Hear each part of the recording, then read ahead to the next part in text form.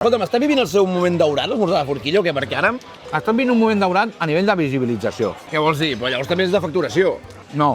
A l'esmorzar de forquilla gaudia i gaudeix de molt bona salut. Ja facturava molt. El que passa és que no es veia.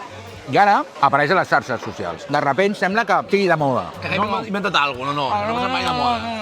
L'esmorzar de forquilla, afortunadament, gaudia de molt bona salut, inclús a places difícils com Barcelona, perquè saps què li passa? Que és poc instagramejable.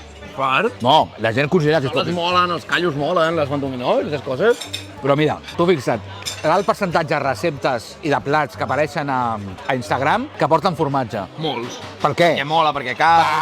exacte. La salsa, les comèdies... Exacte, exacte. Bueno, doncs amb l'esmorzar de forquilla tot això no passa. I... També tens salsa, també Sí, però... oli, no? No, però no fa modern, perquè són plats ancestrals, tradicionals, populars. Fa de vell, una mica? Jo crec que hi ha molta gent que ho considera així.